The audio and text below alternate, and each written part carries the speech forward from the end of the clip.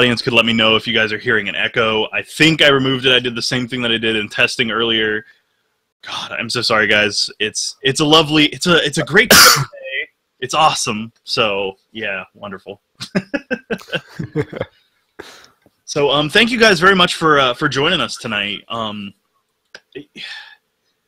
You guys are awesome. I gotta say, I really like your music, and it's very interesting to me. I find myself more of like a chiptune, electronica kind of guy, but I really enjoyed like the song that we're gonna hear, Sucker Punch, reminded me a little bit of like Muse kind of.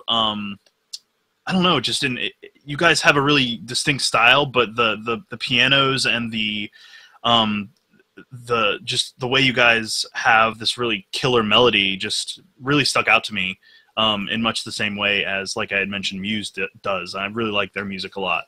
So yeah, I really like your stuff. So it really truly is an honor to have you guys on the show. And cool, appreciate it. So you guys have introduced yourselves, but can you introduce yourselves one more time for me? The Fire Tonight, just so we don't have the echo. I'm Jesse. I play piano in The Fire Tonight and keys sometimes. I like band gesture. Keys. I play keys. Man, I play bass. Universal sign for I get to slap on the bass. Boom, control, dun, dun, dun. So that's mostly what I do. But then I also sing. Slap the bass.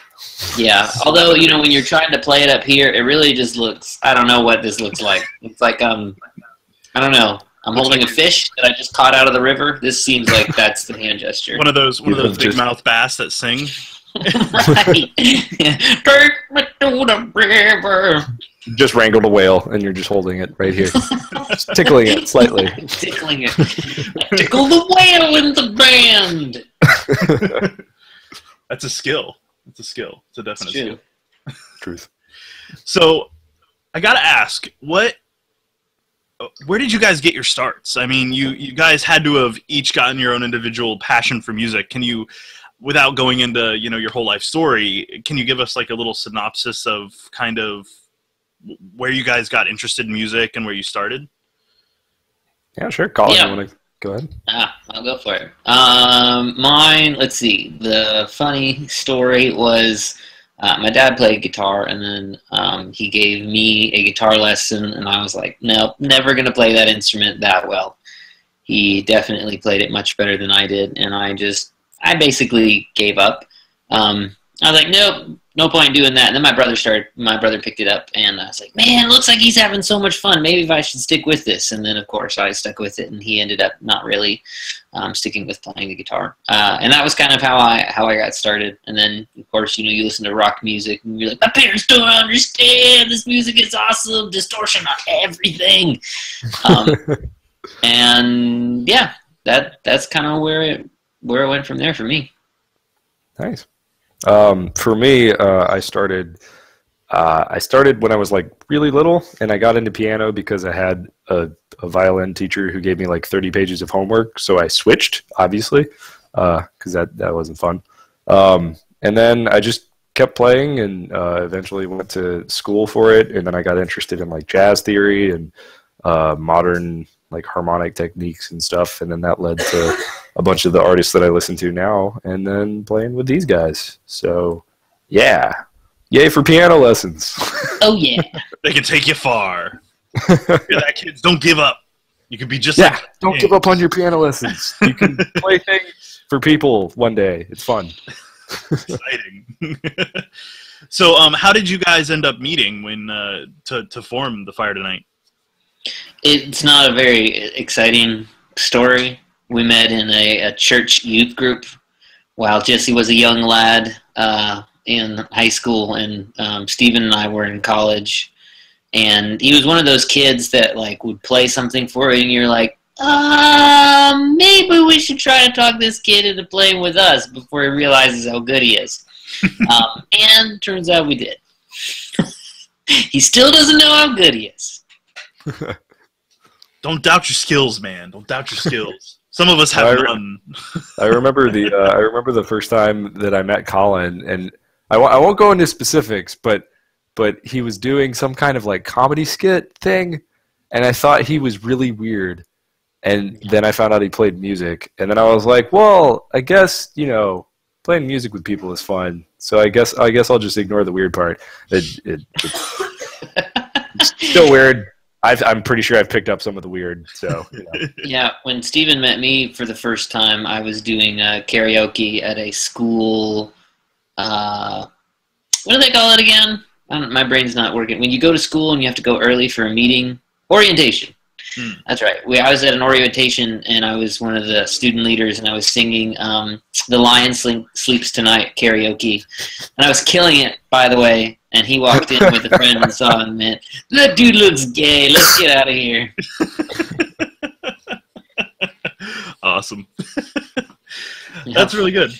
So Devious Furball in chat gave you props for the Epic board game collection behind you there. Oh, thank you. Yeah, I enjoy them quite a bit. Colin does too. We occasionally get together and play a few. It's fun. We have not yet played enough since Jesse moved to Atlanta. True. Sadly, that's true. So I do. Sorry, go ahead. Sorry. Yeah, I was just going to say I do fondly remember like Colin introducing me to Agricola. I don't know if he knows about that, but Agricola was like, that was the point at which I was like, this could be fun, and then here we are. Well, so you guys are kind of based out of both Atlanta and DC, is that right? Mm-hmm. Yeah. Because you guys are a little spread out. Yeah, we were originally like the Shenandoah Valley, Atlanta, DC, and now two of us are in the same city, but Steve-O's still out in DC, unfortunately. We'll get him down here one day. Couldn't get away. All right, so I guess I gotta ask, like, what you guys have a new album out, right? Yeah. You want to tell us a little bit about that? Sure. Jesse, you go. Oh, okay, cool. So we worked really hard to put together a piano trio album because we'd never done that before. We've always put out kind of whatever we were into at the time or whatever project we were interested in. And then we decided, you know, hey, we want to record what we're doing live, and we want it to sound big and bombastic. So we recorded it, all three of us playing our instruments at the same time in the same room, which was exciting and terrifying all at the same time. And we actually have a vinyl that will be coming out next year, early next year sometime. Very cool. We're just waiting on the pressings. So, yeah. That's pretty awesome. So Devious Furball asked us, so what's it really like being in a rock band? He says he's heard stories. There are lots of really awkward gas station stops, and you end up talking about like what you had for breakfast a lot. Yeah. I don't know about Colin's experience. He's usually asleep in the car while I'm driving. Right. That's super exciting. It is for an independent band. It's a lot less exciting than media would typically portray. I remember there was one video. We were making these really silly tour videos on a handheld point and shoot camera on a tour. I think it was like 2008, 2009, quite a while ago.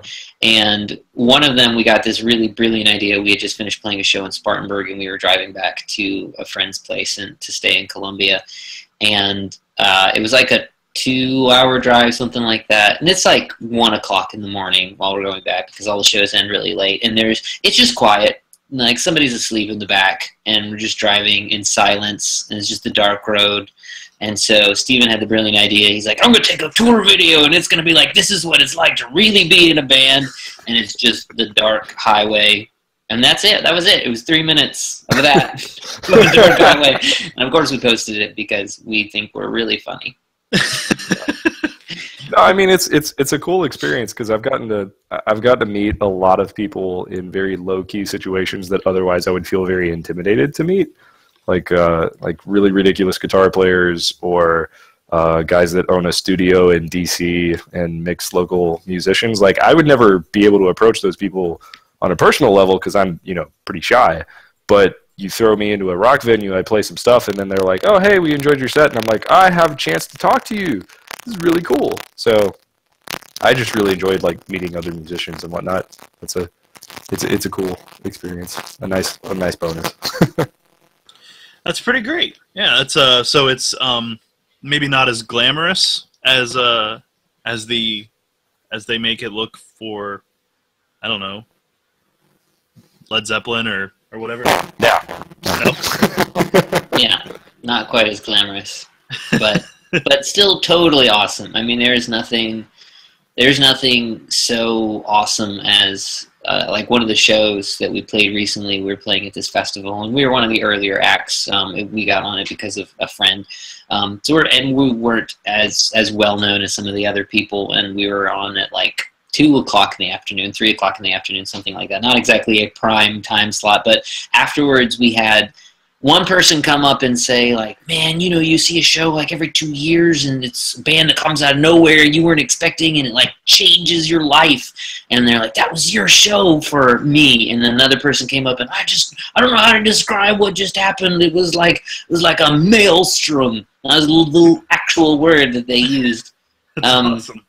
And when you have moments like that, it is incredibly satisfying from a creative standpoint, because you know, that's what you want. You want people to connect and identify with your music and really be excited about it, and not just like, yeah, you guys, you're all right. You play some music, that's fine. That's great, though. I mean, it's got to be really fulfilling to have your music make an impact. Oh yeah, yeah. Definitely.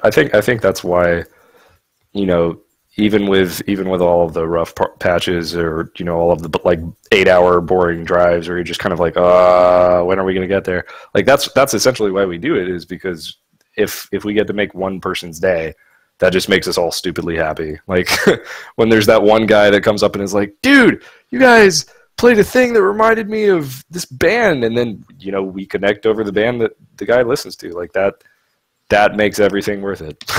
That's awesome. Yeah. So, how long have you guys been together in terms of not just the Fire Tonight, but personally and the Fire Tonight? Because you mentioned the youth group, but some people may not have that reference point. Yeah, I guess like 2009. They invited me to come play bass with them when they were still like a dual guitar act, and then we have been playing ever since. So I guess like 6 years-ish. Yeah. 6 to 7. Yeah, something like that. Do you guys play a lot of shows? That first time when Jesse started out in the band, we were playing a lot together around that season. There was, I think, about a year, and the span of a year and a half, we played about 100 shows. It was a lot. But That's now we've kind of backed off a little bit. We used to play a lot. We've never lived in the same state. All of the people living in the same state. We've lived with 2 people in the same state, but and so of course, you know, as you get a little older and you hopefully are moving up in you know, other career paths that are not music related, that becomes a little more complicated with logistics and whatnot, which is the really super boring adult answer to how that happens. But part of it, too, is just we got more selective about the shows that we started doing, rather than, because when you first start out, you know, you take every show. So it doesn't matter when it is, what night of the week it's on, however you're going to get there, you just make it happen, however many people are going to get there. And now we're at a point where, you know, we don't, even though we enjoy, you can still have a great time playing for 3 people in a room. We try to take shows take shows that are going to be a little more beneficial, make a slightly wiser kind of decision-making process about what we take and where we play and when. That, too, is a very adult answer. It's because we're all old except Jesse. Jesse is the babe. Well, so, you know, I appreciate you guys coming on the show. I know we're not the biggest stop on you guys' tour, but it truly is an honor to have you guys on, and I think it's a good time to listen to a song from your newest album. It's cool. It's called Sucker Punch. Mm-hmm. And, oh yeah, and it's freaking solid. I really like it. So I think that our our listeners will enjoy it as well. I just have to locate where I put the song, and then I'll start playing it. And Cool. all right. So if you guys, we'll go ahead and mute, and then I'll play this song so that it doesn't bleed through because we're having tech difficulties on that front. So here we go. There's a sheen of soil green over all my dreams. God, it always seems I'm crawling upwards, falling behind, climbing mountains made of landmines.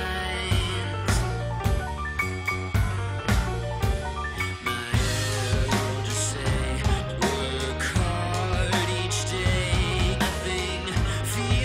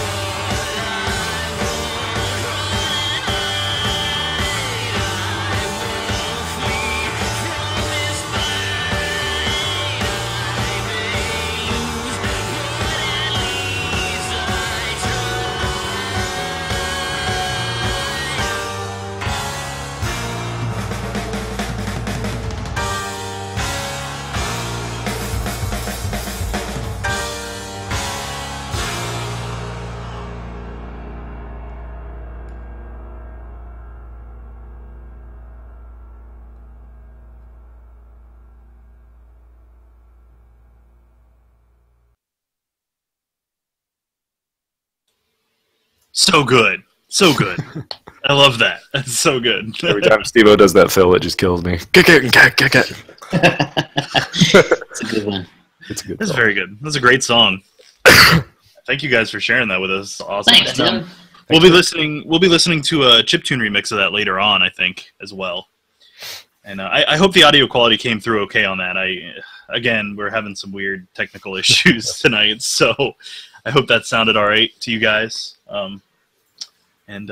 So with that, why don't we talk games, right? Yeah, video games. It's kind of what the show's all about, right? So I guess the first thing that we have to ask is, what games are you guys into? I mean, what are your favorite games? What are your favorite genres? That sort of thing. Rocket League. And Rocket League. Man, I'm a huge RTS guy. Loved playing those back in the day. I just did like a 3-month splurge on the Souls series, so like Dark Souls and Bloodborne and Dark Souls 2. I'm still recovering. Colin and I love playing this stupid NHL game called 3-on-3. It was on PSN, and it's like this really dinky hockey game. It's just completely ridiculous. Sometimes those like crazy little like sports games that are just like total throwaways are the most fun. It's amazing. It's so good. We have played how many hours would you say we've played that? I mean, like a fair assessment, I would say it's probably about 15 hours. Yeah, which is saying something considering how long the actual games take. For me, my love of those kinds of games started with NBA Live 95, and I realized that I love sports games that were more about pushing than they were about athletics. So hockey. Yeah, that's what I love about the 3-on-3. Like, you don't have to be any good. Whenever I play with somebody and they're playing for the first time, they're like, "Oh man, you're gonna be so good," and it's like, no, I get owned usually because it's all about just pushing people down and taking the puck and then making a shot, and then it's luck. Sometimes the goalie blocks it, sometimes the goalie does not. Pietro, no! That's awesome. That's great. So what about you, Colin? What have you been playing?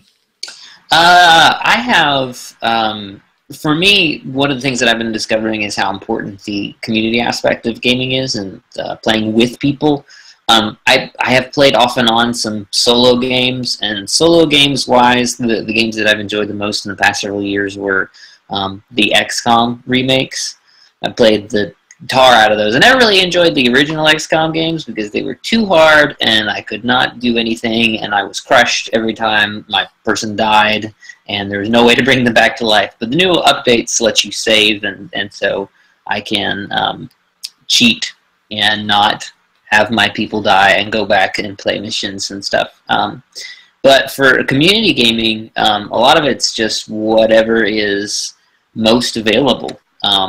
One of the games that I've been playing, I just recently had a new roommate come and join us, and he got Trials Evolution, the BMX game. Trials is awesome. I love Trials. And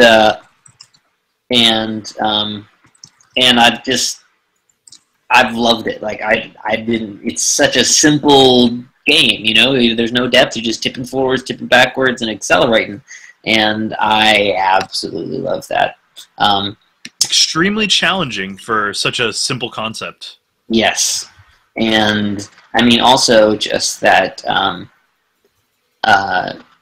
It's the horrific like snapping of the dude's neck whenever you fail, which is like a whole bunch of times. Hey, welcome, Steven. Hey, it's Steve-O. Sweet. So there's that.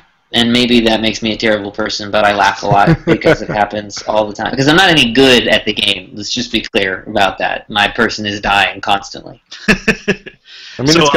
We've just been joined by Steven, who is the drummer for The Fire Tonight, for those of you out there in Twitch land.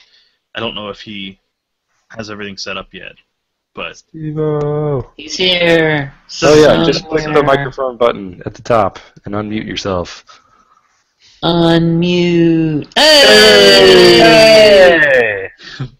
That's what I wanted. I wanted to see those big eyes. The top of your head. just the top of your head. Hey. That's a good looking. There we go. There you go. Oh, Yeah. I was Well, hoping there'd be- welcome to the show. Thank you. I'm Tim, by the way. We haven't had a Hey, chance Tim. to meet, so. So we were just talking about what games you guys are up to and what you're playing, and kind of what you guys are doing right now in gaming. Oh, you mean like video games or like mind games with people? Video games. Because I'm really good at like those too. Just video games. Oh, what have I been playing? I've been super into Mario Maker lately. Mm. So I've been making some really shitty levels, and very few people have been playing them. And I'll get better. That's what life is about. Just getting better at things you're bad at. Yep, that's correct. All right, so I gotta ask though, where do you guys' loyalties lie in terms of gaming? Like, are you PC gamers? What are you guys into? PS4, classic and retro? What? Steven? Why are you looking at me? You probably have the most solid and unchangeable viewpoint on this. No, I do mostly consoles, mainly because I'm lazy. And I love PC gaming too, but it just takes a certain amount of work to make those things look good, and I don't have time. So I mainly just buy consoles. So right now I've got the Wii U and PS4. So the only thing I don't really do is the Xbox. It's just not my scene. But yeah, I do a lot of the consoles going back in time. Retro gaming? Yep. Lots of that. Talk about your collection. Yeah, I got some retro games. You see this wall? He has like this, but with old school games. Times 2. It's impressive. I sold a bunch so we could make our album. This is kind of hurting me to talk about. Making an album's not a cheap proposition, so. No, it's not. For me, I don't know that I have any strict loyalties. I feel like every few years I just change what side I'm on. I have wandered a little more towards the console gaming side of things, also for maybe I wouldn't call it the laziness reason, but I would certainly describe it as a financially motivated. It costs so much to keep a PC running, and since I do a lot of audio work, I've also ended up doing a lot of Mac related stuff, and computer gaming on a Mac is, I don't know, it's like something you're not supposed to talk about. Like, it's something to be very deeply ashamed of. So, whatever do you mean? I know a lot of people that would say you should be deeply ashamed to own a Mac. So yeah, no, I've been on both sides of that argument as well. Yep, you and me both. Hey, there was that marathon game like back in the day. The Halo guys made. Yeah. Yeah, like that was cool. Yeah, they did Marathon and Myth and Pathways into Darkness. They did some of the only big Mac game releases that ever came out for the Mac back then. Hmm. So yeah, it was something. So what about you, Jesse? I've when I was in high school, I did a lot more PC gaming. But thankfully, what ended up happening is I kind of had to get a good computer for work purposes, for like writing music and whatnot. And so I've been able to like ride both a little bit. Mm-hmm. So we have a bunch of Sony stuff. So we've got PS4, PS3, all that stuff.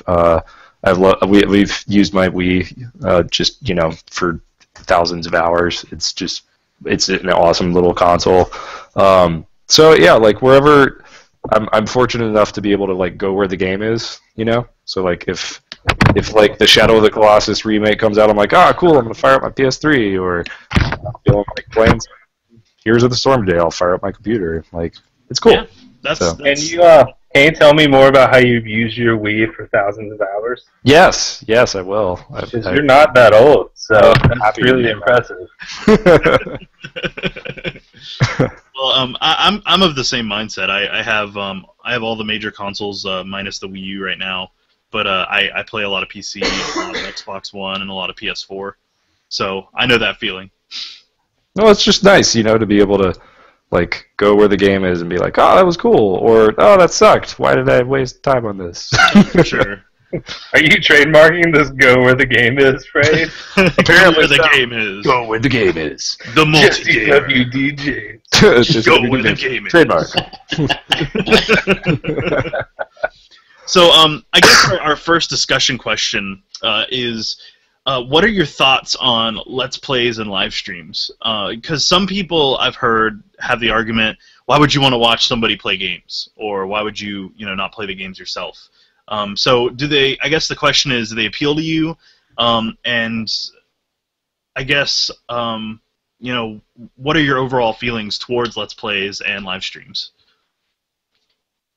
Personally, I don't watch a lot of them, but I will watch them when, like for example, I've watched live streams of like a lot of competitions. I'm not sure if that's exactly the same. I will confess that Let's Play and live streams, if I were forced to give a definition of what each of those were, I would probably totally screw that up.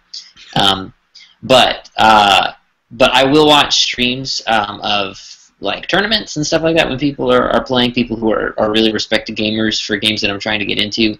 Like for example, Jesse has recently introduced me to Heroes of the Storm. I've been trying to get into that. It's the first mobile I've ever played, and I've watched a handful of live streams of tournaments and a couple of YouTube things on like how to like, hey, this is how you don't suck. Here's some strategy things you should think about. And I'll do that.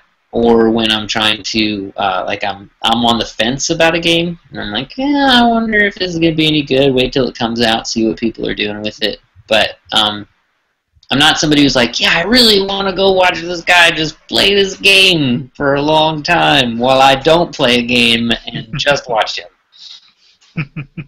All right. How about you, Steven?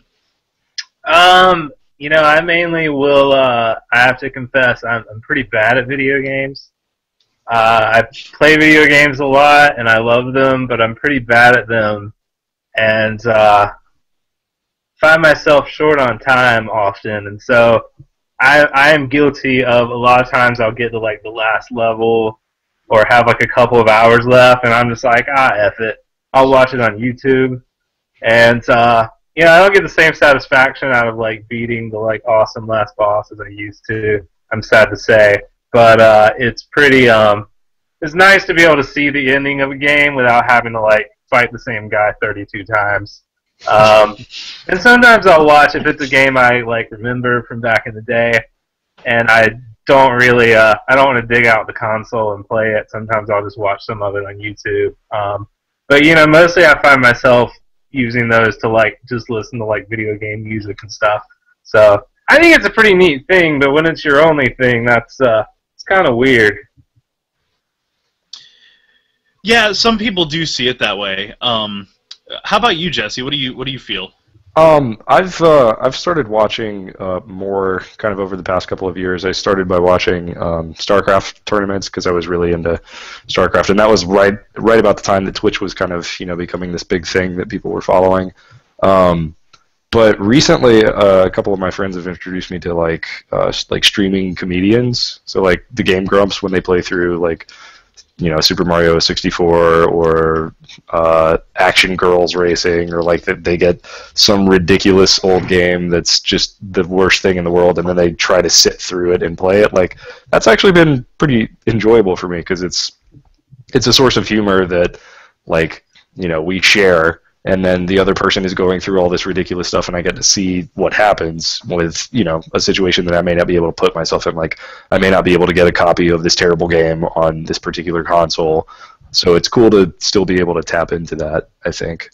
And then of course like I watch tournaments and whatnot because it's fun to watch ridiculous players do their thing. So yeah.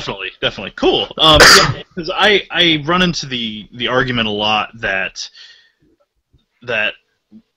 whole why watch somebody do it while you could play it yourself. And I mean, going back to what what Steven said, personally, I'm really bad at games. I love playing them, and I stream them a lot, but I am terrible at games, and I'll be the first to admit it. But Let's Plays are kind of a way for me to connect with a group. Like, I watch, if you've ever heard of them, the Achievement Hunters. Yeah. They're my favorite group of Let's Players, and I watch their Let's Plays all the time because they have a really good group cohesion, and it's a little like watching TV for me. So, because I don't have cable or anything of the sort. Devious Furball mentions zero punctuation in chat.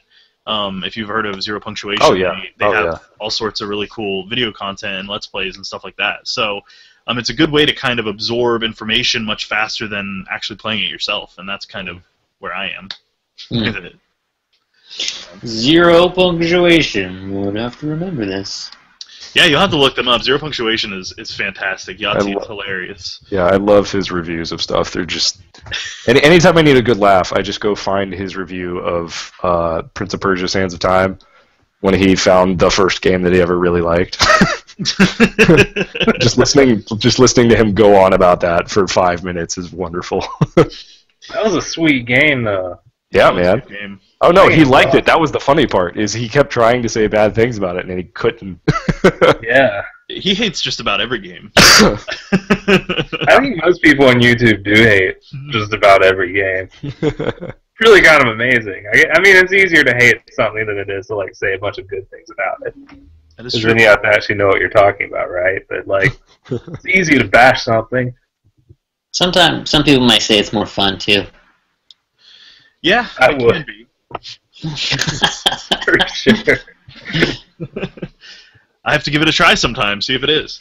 Yeah, Let's try right now. Yeah, right now, Tim. This is a Just practice. re-listen to that track. Just be like, that All right. sucks, and that sucks, and that sucks. That band Fire Tonight, they suck, and I hate them. Start with Colin's face, please. Yeah. When you use a vocabulary word, the hate sounds so much more justified. That is true. So, consider that. I'll have to get my dictionary out and start looking up words. Rainforest. Man. Bad choice. Fungal. Fire Tonight. Man, they're ruining the rainforest. Way to go, Fire Tonight. Extincted the koalas. Well, just to let you guys know, Twitch does have a creative section that's actually pretty popular. And so if you guys ever want to do a jam session or something, you guys could live stream it on the Twitch creative thing. So it might be worth looking at, just to let you guys know. So I thought I'd let you know. People would find out where all of our bad ideas come from. Do I need to have awesome cleavage to get people to watch it? 'Cause Probably. I can work on that. It helps. Your cleavage isn't quite as good as it used to be, Steven. Yeah, I know, it's pretty bad. I think I'd get a lot of action on the Twitch stream right now with my bad video gaming and lack of cleave. Well, you're on Insert Coin Theater. I mean, that was a bad choice to begin with. Bringing up an earlier point, I think my sexy hairy dancing, maybe if I did that for 30 minutes to an hour while playing a game on Twitch, I bet somebody out there would really like to watch that. I bet you would have a cult within the first week. You would have at least one follower. But the scary thing is I probably would not want to interact with any of the people who watch that. Mm-hmm. You probably wouldn't know. Wise choice. I don't want to interact with a lot to the folks that follow my stream, so. Oh, zing! Zing! Chat zing! Gotta get my jabs in. They get it on me all the time. They're always just poking fun at me. I'm a target. I'm a target, man. But you're a good-looking target, Tim. Oh, well, thank you very much. You're too kind. You're too kind. All right, so let's go ahead and have a listen to the chiptune remix of Sucker Punch. It's Ire, actually. Ire, I'm sorry. Oh, no, that's a new okay. thing. That's cool. No, it's a remix. Blowing That's my what mind. you've been doing. You sneaked it onto my computer. No, it is a remix of Ire, my mistake. And so we'll go ahead and listen to that. So if you guys wouldn't mind muting, I will get this going. And because I I suck and could not figure out my tech issues. So we'll start this here now.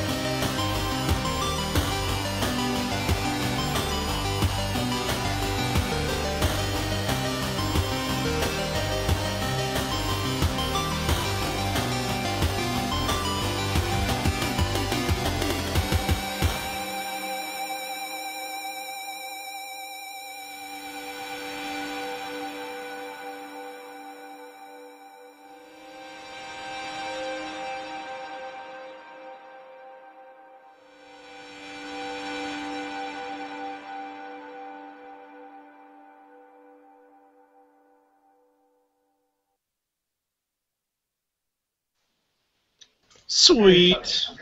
Much sexiness. I really liked what you said in chat there, Colin. The juxtaposition of chiptune and progressive rock ideologies is exquisite. Quite. Well, you know, if I am nothing except full of myself. So. Shallow and pedantic. Quite. You see, you're getting better at this speaking negatively thing. I'm gonna start saying pedantic like once every 5 minutes for the You next should. several days. And tell people that they're arguing semantics all the time. It'll confuse them.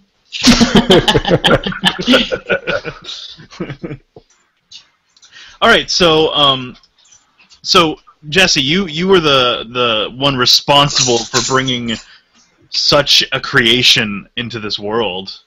Why? Why would you do that to us? No, I'm just kidding. This was actually this was kind of a fun joint project with Steve-O. I was up in DC for either a show or like we were hanging out for like I don't know, Keely and Aaron were getting together. I don't remember, but we essentially sat down and just started working on this chiptune remix, which like initially. We're thinking, how are we going to translate this over? And the more that we just kept imagining being in a dungeon in Zelda, like the better it worked. So we just ran with that. And then Steve-O would like throw in like percussion ideas. We tag teamed how the overall like vibe would sound. And I told Steve-O like, hey, we're going to wait on this because the solo. I think it sucks, and then I came back to it 6 months later, and then I was like, why did I think that? I think it's fine. And Steve-O was like, yeah, you're an idiot. Why haven't we put this out yet? So I thought the song really, whenever Jesse first played it for us, it sounded like a video game soundtrack to me, like immediately. It does. Yeah, Deep Furball in chat says it reminds him of R-Type.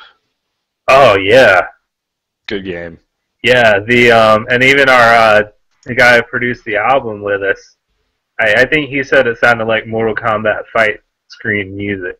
And so that was kind of like an obvious, we knew we wanted to do a bunch of remixes for the album, and so that was like a really obvious one. Like, we don't do this, then what are we doing on this earth?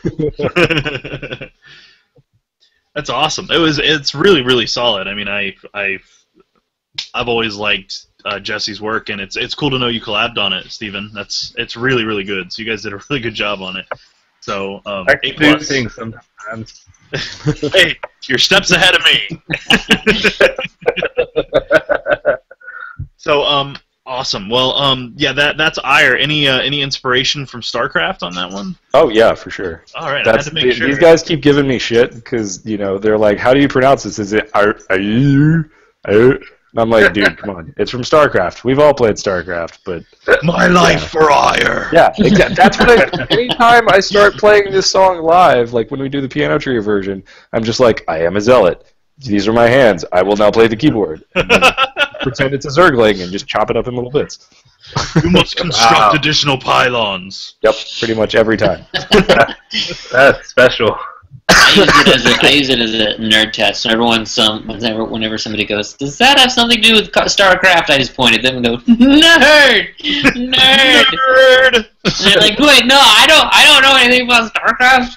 Funny how people are sometimes still a little sensitive about nerd thing. I grew up as a nerd. I'm proud of it. Boom. Sense of pride, nerd pride, all the way. All right, so for our last leg of the show. I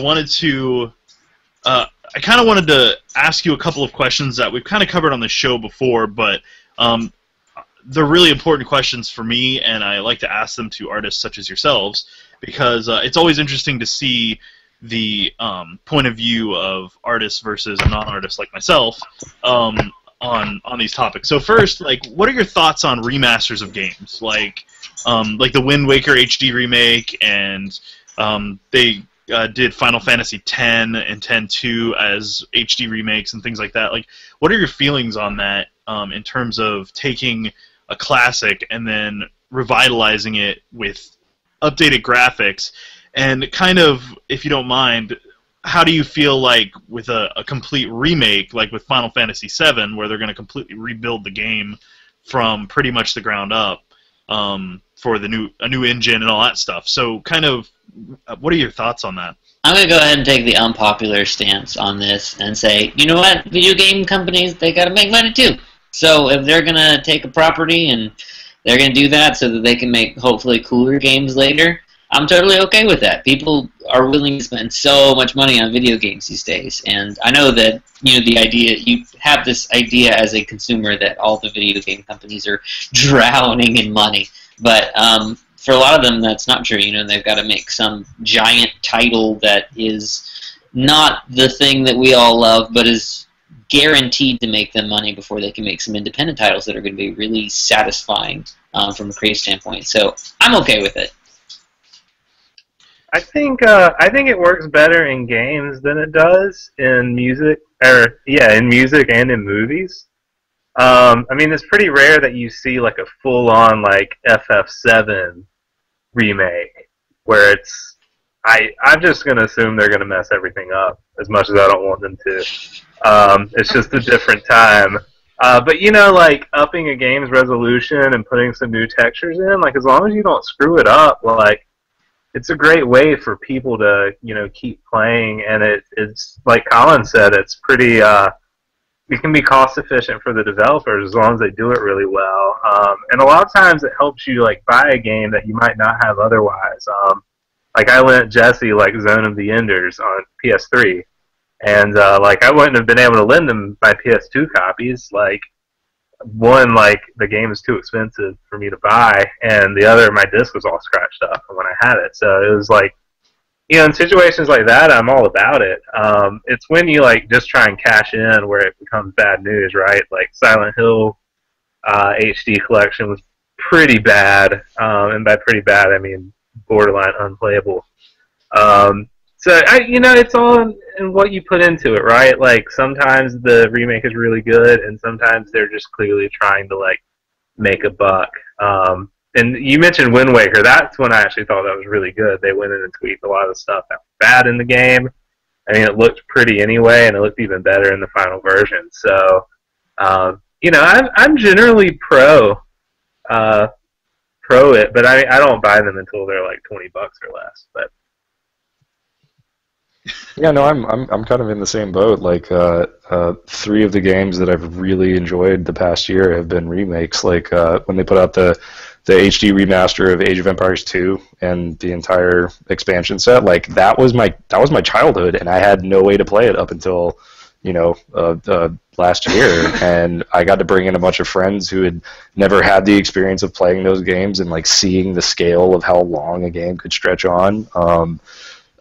When the new Homeworld 2 and Homeworld Remastered versions came out, like those were incredible games, and basically all they did was just rebuild the engine for modern machines and update the textures, so now it's even more gorgeous to fly ships around in space. And like the other one that I was thinking of, Shadow of the Colossus, like the PS3 remake of that is great. Like they updated the textures. I can actually play it on a system that I have. It's wonderful. So they messed up the grip though. Like, well, yeah, but jacked up. it's still the work of art that it is. So no, that's definitely true. Yeah. Yeah, I mean, the one thing I don't necessarily really like is like if you're gonna emulate a game like Virtual Console or something, like don't make it worse. Like Nintendo's been doing that, and like some of them look really good, but like the NES and N64 games just look like crap. And don't make it worse. Like, that's why I keep my old system because I like the way it looks. But that's a pretty kind of different thing than like remastering a PS2 game, right? Like, just like do an emulator well if you're gonna do it, because the people who are gonna buy it, like me, will notice when something's wrong. Yeah, and we're going to be annoyed with you. Yeah. Specifically about the Final Fantasy VII remake as well. I watched my brother play a little bit of that, but I never actually got a chance to play it myself. And it was so many discs. If I remember, we were playing on PC, and it was like 4 discs. It was a giant case. I remember that, and I remember there being scratches, and then there were issues trying to finish the game and stuff like that. And then after that, I didn't have a chance to play it. And so since they're remaking it, I know the story. I know the big reveal, which I guess at this point it's not really a spoiler if you know anything about video games. But I never really had a chance to experience that moment for myself, like as the protagonist and playing the story. And I'm excited about being able to do that. Will you please play the original first? Please, for the love of everything. Send me your 4 discs, and I will. Well, I have it. You can borrow it. well, I don't know if they'll change the story that much. I think I think the story will change in ways to help accommodate the new engine, but I don't think the main story will really change all that much. And I hope not, because then the game's gonna Square Enix is gonna get crucified if that happens. Yeah. So yeah, they've got a lot to really live up to. I mean, this game has been hyped for 10 plus years at this point. I mean, it's the next Duke Nukem Forever. I mean, they've been saying, oh yeah, we'll do an HD remake someday. We'll do one or something, and then they finally announce it. And I personally was just like, now? You wait now? Like, it's been 10 years. You've gone through like 4 generations of consoles since this game came out. What is wrong with you guys? Yeah, so it's been one of those, like, it's been a pressure point, I think, across the community. I mean, it's pretty divided. Some folks are really excited. Other folks are just kind of like, eh. And then there's a camp of people who just wish, FF7 would go away, because I know several people who think FF7 was the worst in the series. So it's whoa, now, whoa. We call those people who didn't play Final Fantasy II or 13. So there are a lot of people that think 6 is the best. I mean, I find that the first Final Fantasy you play tends to be your favorite, is what I tend to see. So Final Fantasy is an interesting enigma in gaming altogether. From way back when, it wasn't Final Fantasy on the NES that was the beloved game. It was Dragon Quest. Hell yeah! And that game, man, that game kicks so much ass. And now, of course, all those old RPGs, they have, I don't know, they're so incredibly expensive if you try to buy the original NES cartridges. It's hundreds of dollars or whatever. And I mean, I don't have that much money, really. So, but if they, I'm sure there's an emulator out there. Is there an emulator out there of some of those games? Oh yeah. Oh hell yeah. Okay, I haven't really looked. I need to get on that. Sorry guys, gotta leave the chat here. I got things to do. The first one's pretty cheap. You'd be fine finding that one. And the second one. It's after that where it's like, crazy. But that's where handhelds have been awesome, right? Like they put out a bunch of Dragon Quest on like DS. Yep. That's kept me being a nerd. Like, the big consoles I'm doing right now, but usually it's been like whatever's happening on handhelds usually been pretty cool. Like they're still bringing over Dragon Quest games, or not bringing them over, which is sad. Well, they just came out with a new one that's like Dragon Quest Heroes or something. Yeah, I'm waiting for us to finish so I can play that shit. I'm booting it up right now. Well, I mean, I just feel like the remakes overall have, they tend to do justice to the games, but every once in a while there's one that just goes off the deep end and just screws up that perception for the rest of them. So I've seen it a lot. Yep. Hope you can avoid it. So, Jesse, you mentioned, games keeping their artistic integrity. One of the big things that I like to talk about is games as art. And it's such a subjective thing, I know, but just going into games as art, do you guys feel that games can reach the same artistic level as old media, like film or books? Or do you guys just see it as kind of mindless entertainment, or... Oh gosh, of course. Like, even just like the soundtracks, like, they are, freaking amazing, right? Like, a lot of times, some of the best instrumental stuff you can find.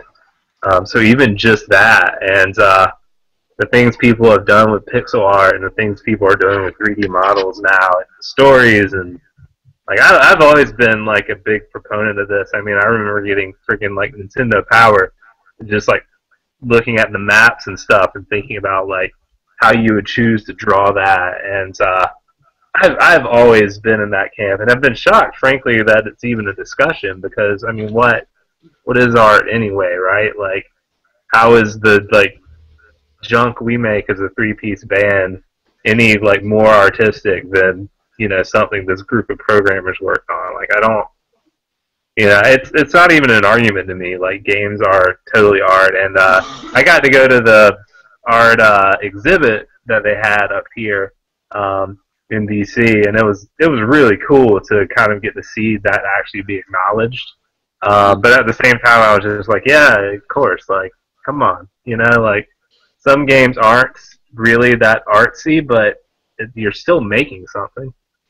For me, at least, it's about the storytelling of the game medium, and it's able to tell stories in a way that I honestly haven't experienced in other formats. For me, probably one of the most powerful moments in playing a game and having the mechanics of the game and everything of the game inform the story was the game Brothers, where you used, I played it on the PS3, and you used the separate the thumbsticks to control each of the different characters. And, I'm not going to give any spoilers, but it's a really emotional story, and playing that was far more powerful than it would have been just telling it. I think telling it in a generic sense, it's a pretty straight-ahead, normal story, but playing it was also really powerful. The other moment that I thought of where storytelling in video games is able to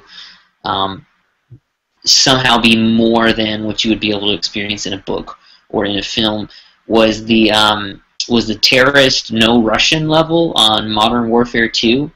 I know a lot of people got up in arms about it before it came out because it was like, oh, it's encouraging terrorism and all this other stuff. But I remember playing that level and being so incredibly deeply disturbed that that I have to play the role of a terrorist in this level, and then just like you go through that and you try to do as much as you can to not be a terrible person or kill people in that level, but I remember it really deeply affecting me and me not wanting to play the game for several days after that, and just thinking about that and what it meant. And I can't imagine that a book or a movie or a song or something would have been able to have that same impact.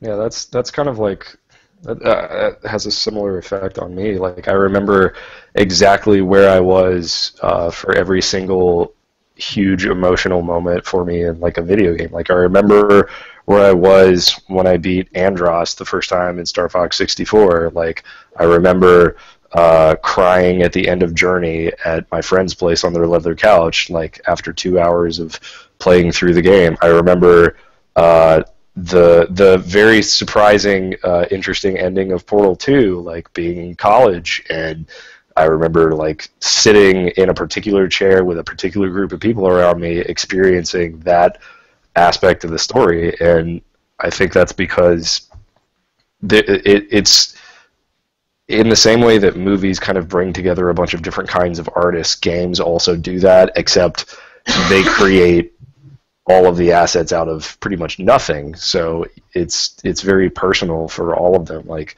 the shader artist for a Blizzard game, or the composer for the Homeworld series or something. Like, just being able to witness artists pull something out of nothing and have it materialize in this really gorgeous emotional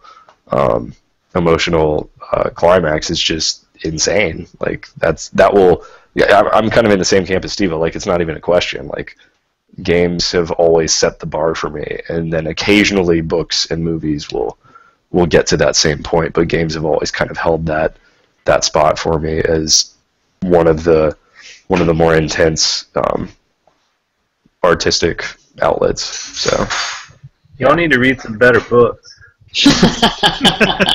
I mean, I love video games, but like, books are pretty awesome. There's like words and stuff. You like read them.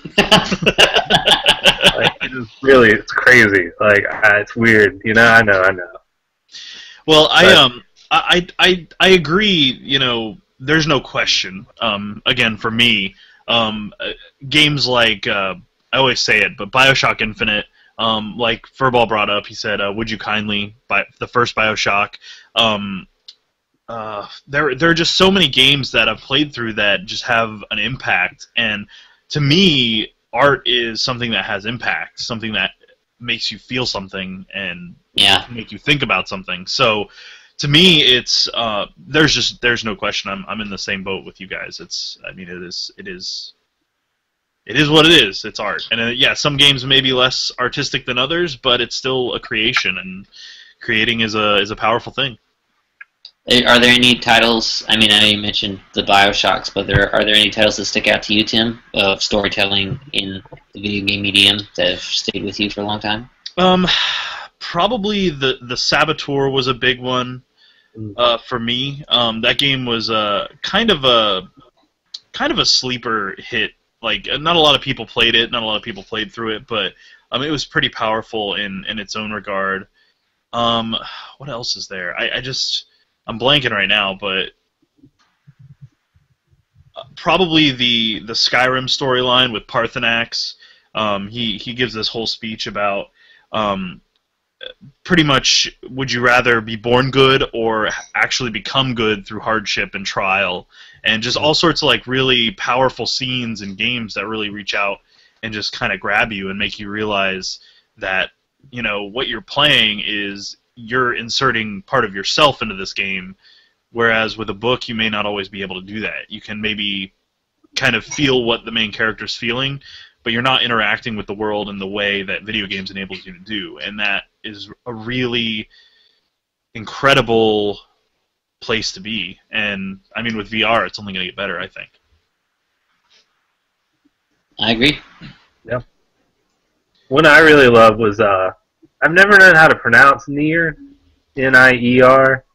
Oh yeah. I don't know if you played that, Tim. I've been trying to get these guys to play it, but I have not had the pleasure, but I heard it was really, really good. It is special.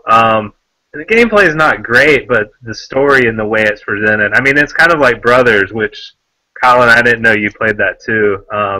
I cried so much at the end of that game. Me too. Like, I cried everywhere because we both have brothers, and anyway. It was awful. But you know, Nier is also a game like that where like they did things with it that you can only do in a video game. And that's when I think things are like really, like, something has really clicked when you're able to pull that off. And you know, since I'm on a video game thing, if someone hasn't played that game, like, I totally recommend it. I mean, it's only going to take like 12 hours, start to finish. And like, Nier was an amazing experience, and it comes to mind pretty often for a video game. Now, I know that there are a lot of, and feel free, Tim, to tell me that I'm not honoring the discussion in the right way, but I know there are a lot of obvious things conclusions you could draw as far as like art in games, like art styles and graphics and soundtrack and things like that. One of the things that I'm really interested in, mostly because I know nothing about it, and that's probably why, would be like game mechanics as an art style and a creative expression. Are there any like mechanics specifically about a game that would really stick out to you guys? It's a really good question. And I would be a broken record and say Brothers, because the mechanic and the story are so tied together the way that you do it. Maybe it doesn't have such an emotional impact, but mechanics like in Spider-Man, the Amazing Spider-Man, where you can web swing through the whole city, is just a sense of freedom that you don't get anywhere else. I mean, just that mechanic alone makes you feel like you are a superhero. I mean, you're flying through huge buildings and, you know, rescuing people, and just overall the mechanic of swinging across webs is empowering. I mean, it really is. It in its own is one of those kind of memorable things where, like, you miss your first swing and you fall, 80 stories and your stomach drops because you see the ground coming up at you and you just get vertigo. And it's to me that's also a very powerful, incredible sensation to be delivered from a bunch of pixels on a screen. Yeah, I had that feeling playing Mirror's Edge. Like, that one really stuck out to me. Like, what they did with the gameplay. Like I guess I'm thinking more play control at this point. But like that game and Shadow of the Colossus. Like Shadow of the Colossus, you felt like you were controlling a real person who kind of sucked at walking around and like couldn't really do things, kind of like the rest of us, right? Like you're gonna struggle like climbing up a cliff.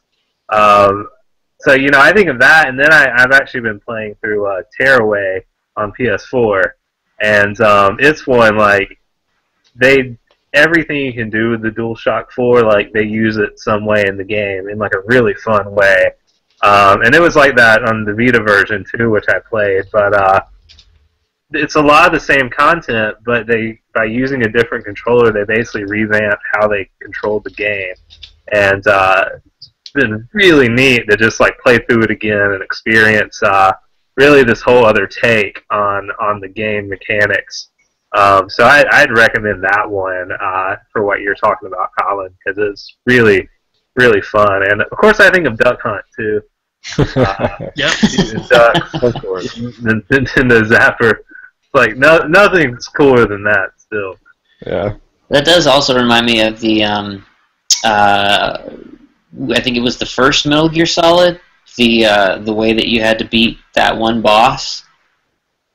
The special controller thing you had to do. I don't know. I feel like I'm giving away spoilers, but I guess I shouldn't be vague about it. Well, for older games, I think the statute of limitations is about a year for a game. So if the game's past a year, I don't even just say spoilers, and they can turn off their volume and then go from there. I don't even remember the name of the boss, but I remember that being like such a mind mess when you got into it. And it's like you literally have to unplug a controller and plug it into the other port to beat the boss. And I never would have thought of that ever, unless somebody told me that was how it worked.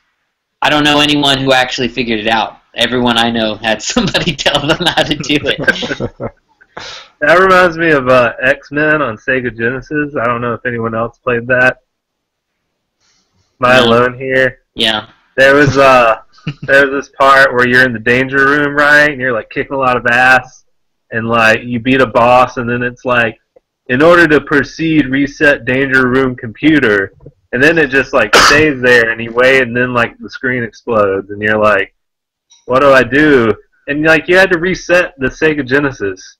You're like, no one knew how to do that shit. It's just like, why would I reset my console? I'm gonna like be stuck at the beginning of the game playing in the jungle, fighting like stupid Indians and shit. Like, no one wanted to do that. Like, you don't want to reset it, but when you reset it, you'd start up where you were. It was crazy. I still don't know. I've studied like the console makeup. I don't know like what they did to do that. But it's pretty cool. Voodoo Witch. But yeah, that's kind of one of those, like that Metal Gear Solid moment.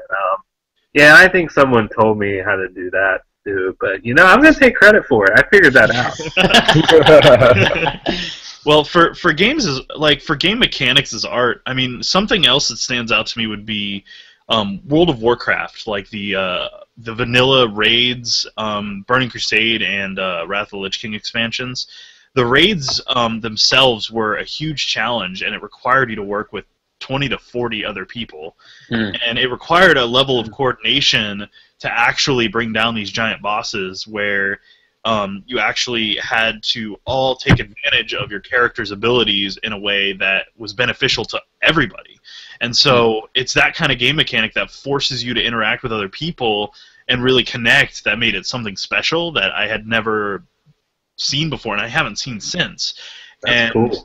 Yeah, and the raids were just so finely tuned back in the day in World of Warcraft, and they still blow me away. And it's one of those things that I can't believe Blizzard hasn't recapitalized on, because I would say most hardcore raiders back in the day would agree with me that they've really lost their Midas touch with that.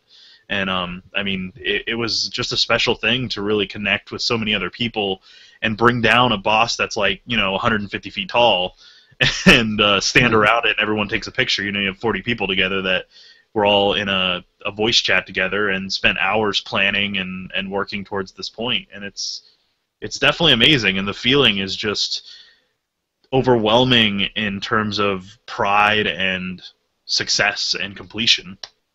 That's super cool. Yeah, I never got to do that. That sounds awesome. It was pretty awesome, especially if you were in a guild with friends and you get 20 to 30 friends together and you guys do it. It's mind-boggling how much fun it is. Because I mean, even if you're failing, you're like, oh, we can do it, and you push through, and it's just an iterative process. But you eventually get through this difficult trial together, and it really bonds you, even if it's just a video game. And that as a mechanic that's art in its own. Yeah. I think that's why I enjoy playing MOBAs, or specifically Heroes of the Storm, because it's like a smaller version of that, where you're like with the team of 4 other people, and you guys are trying to take down the other team, and they're trying to outwit you and try to do specific things, and you have to counter them, and it's cool to be able to have that kind of connection with people, because I think what you're talking about, Tim, has always attracted me to games, and that's been like the really big selling point for me, is when I can sit in a room with friends or Skype online or whatever and take on a challenge like that with my friends. That is just the best. Like, out of all the feelings, out of all the single player games, multiplayer, Smash Brothers Throwdowns, Mario Kart, all that stuff, like, that sensation is still the best. Yep, I agree 100%. Yeah. I like it when Jesse pretends to have friends. Do you guys? Here's a question. Have you guys? Is this college show now? I'm sorry. This is exciting. Apparently, I don't have as many friends who play video games, so I like to talk about video games too. Jim's like, jeez, what is wrong with this guy? No, it's all good. These questions. No, I love it. Where did babies come from? Have any of you ever played a game where you have genuinely enjoyed motion-based controls? Yes. Yeah. Star Wars Force Unleashed. I know it was a terrible game, but you got to swing around a Wiimote, and it, like, the lightsaber moved the way you moved your hand, and when you did this, you did a force push. Like, it doesn't get better than that, man. I never played that one. It does, though. It gets better.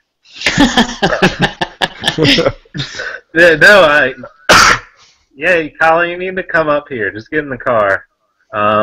I don't have many games that do motion control, but Sin and Punishment 2 is amazing. Dude. Like Jesse and I, I remember beating that with you. That was so. Oh man. I was so little help. Mm-hmm.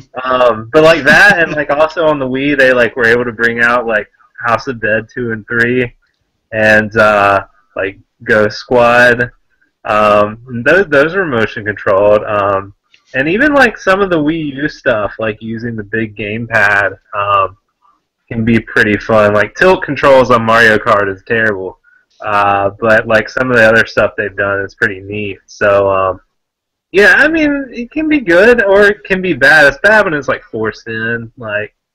But like Sin and Punishment, I feel like is like kind of my ultimate like example. And Wii Sports is fun too. Like, it's pretty fun little game. Probably the best-selling game on the system. I guess it came with the system, but like, the game is just hugely popular. So, well, the Kinect was really gimmicky, and I enjoyed the Kinect. I mean, there were a lot of really terrible, awful games that should never have been released. Here's looking at you, the Star Wars dance game, whatever the heck that was. But there were a couple of genuinely fun games that weren't super gimmicky, that were out for it. They had their own sports thing that was kind of fun, like it had like darts and stuff like that, which wasn't too bad. But my ultimate experience with motion controls would be, there's an arcade game. It was like, have you ever heard of Time Crisis? Oh yeah. It's like that, but it's I think it was a different company, but over where you would stand and point the gun at the screen was like a motion sensing bar, right? And so if you crouched, it would crouch in the game. And so you actually had to crouch and move around to dodge where the bullets were coming from. And so it actually like involved you. So you had the little plastic gun and you'd crouch to hide behind stuff, and then you'd pop up to shoot. And it was really fun, and it was really enjoyable. I put probably like $80 into that game. So yeah. So I loved that game, and I thought that was very fun. And I mean, it wasn't like a super grabbing experience, but it was fun to have a little bit of integration into, a game where you normally wouldn't have that advantage, that ability. Yeah. Thanks, guys. No problem. No, that was a good question. But we are at the end of our time for the show, so I would like to I'd like to take a moment and say, guys, thank you very much for joining us. The Fire Tonight. What is you guys' website? Thefiretonight.com, or if that doesn't work, because it might not work, because we're not web experts, thefiretonight.bandcamp, which is one word, .com. Excellent. But I really appreciate you guys joining me. I know it's not our normal setup, but it was a real blast having you guys, and it was a lot of fun talking games with you and learning a little bit about you, you crazy folks. Thanks for having us. Sorry I was late. Oh, no problem. And if you guys are ever in Florida, please feel free to hit me up. We can go grab beers or whatever. What part? It'll be a good time. I'm down about an hour south of Tampa, but I'll drive the distance if I have to. Oh, good man. Up to Orlando if I gotta. It's a 2.5-hour drive, but I'll do it. It's dedication, man. It's dedication. Thanks, Tim. No, thank you guys very much, and I hope you all have a fantastic night. And I will to Twitch. They're the Fire Tonight. Listen to their music because they're awesome.